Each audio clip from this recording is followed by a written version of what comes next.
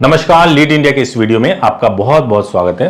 सबसे पहले इस वीडियो में मैं आपको एक दर्शक का सवाल सुनाऊंगा जो आर्य समाज और कोर्ट मैरिज को लेकर कंफ्यूज है। आइए सबसे पहले सवाल सुनते हैं। नमस्कार सर, मैं आशीष बात कर रहा हूँ यूपी सहारनपुर से।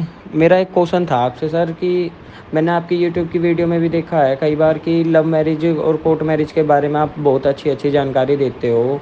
मैंने अपने यहाँ के लोकल एडवोकेट और वकीलों से बात करी। मुझे एक क्वेश्चन था कि ये आर्य समाज और कोर्ट मैरिज में क्या अंतर होता है। कोई कहता है आर्य समाज वैलिड है, कोई कहता है आपका कोर्ट मैरिज वैलिड है। समझ नहीं आ रहा मुझे कि लव मैरिज होती अलग है, कोर्ट मैरिज अलग होती है या आर्य समाज अलग होता है। आप मुझे अपने शब्दों में सर ज़रूर इसका आंसर दीजिएगा। दोस्तों देखिए, ये सवाल बहुत अच्छा है कि आर्य समाज करूं या कोर्ट मैरिज करूं या दोनों करूं, क्या सही रहेगा। कई लोग तो ऐसा मानते हैं कि केवल आर्य समाज भी अगर मैं कर लेता हूं तो वो पूरी तरह से कोर्ट मैरिज ही है और आर्य समाज को ही मान करके वो पूरी तरह से सेटिस्फाइड हो जाते हैं। क्यों? क्योंकि उनको लगता है कि ऑफिशियली कोई शादी करा रहा है, पंडित जी होंगे, सर्टिफिकेट मिलेगा, तो ये भी उतना ही जेन्युइन है। लेकिन इसमें जो है ना बहुत खतरा होता है। मैं आपको बताऊं, बहुत ज्यादा खतरा होता है। कारण क्या है कि आप जब खाली आर्य समाज के लिए जाते हो या निकाह के लिए जाते हो, उस वक्त आपको ये नहीं पता होता है कि क्या ये पूरी तरह से जेन्युइन है, क्या इसमें कोर्ट का सर्टिफिकेट भी मिलता है, सब कुछ सही है या नहीं सही है, आपको पता नहीं होता है। होता यह है दो तीन चीजें जो बहुत सीरियस प्रॉब्लम हो जाती है अगर आप खाली मैरिज आर्य समाज करते हो। और मैं आपको यह बता दूं, आर्य समाज मैरिज करने का मतलब यह है कि अगर आप किसी भी मंदिर में चले जाओ, केवल आप मैरिज कर लो तो वो equal to Arya Samaj marriage ही होता है, बशर्ते कि वहां रिकॉर्ड भी मेंटेन होता हो और सर्टिफिकेट भी इशू होता हो।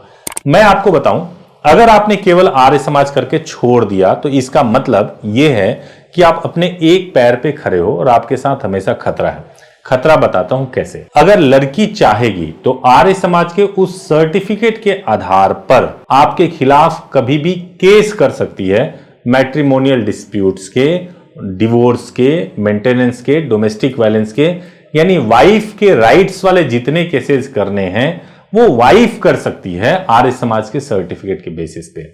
लेकिन अगर हस्बैंड जाए केस करने के लिए, हस्बैंड को वाइफ ने छोड़ दिया और वो चाहे कि वाइफ को अब अपने साथ में रखना है, या ऐसा हो गया कि लड़की के घर वालों ने दबाव बनाया और दबाव बना करके शादी को तोड़ने के लिए चले गए और आर्य समाज से मिल गए, मिल करके शादी को तुड़वा रहे हैं, उस केस में लड़का अगर अपनी शादी को बचाने की कोशिश करे तो वो आर्य समाज का सर्टिफिकेट काम नहीं करेगा। क्यों काम नहीं करेगा? क्योंकि जैसे ही आप जाओगे उस सर्टिफिकेट के आधार पे अपने आप को बचाने के लिए, तो लड़की डाउट क्रिएट करेगी कि ये तो जो है प्राइवेट संस्था है, मुझे जबरदस्ती लेकर के गया, प्राइवेट व्यक्ति को पैसे खिलाए, उसको शराब पिलाया और मुझे भी शराब पिलाया और शादी करा दी। और उस समय लड़के के लिए बहुत बड़ी व्यवस्था हो जाती है, वो कुछ नहीं कर पाते, बहुत भावनात्मक रूप से टूट जाते हैं और बहुत दिक्कत हो जाती है। तो ऐसे में अगर आप सही में अपने प्यार को लेकर कमिटेड हैं, आप एक जेन्युइन शादी करना चाहते हैं, तो मैरिज करने के बाद से, आर्य समाज या निकाह करने के बाद से आपको अपने मैरिज को कोर्ट में जरूर रजिस्टर्ड कराना चाहिए।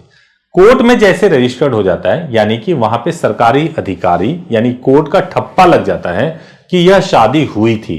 अब जैसे कोर्ट का ठप्पा लगा तो कोर्ट को यह बताना पड़ जाता है कि उसने किस आधार पर यह ठप्पा लगाया कि शादी हुई थी।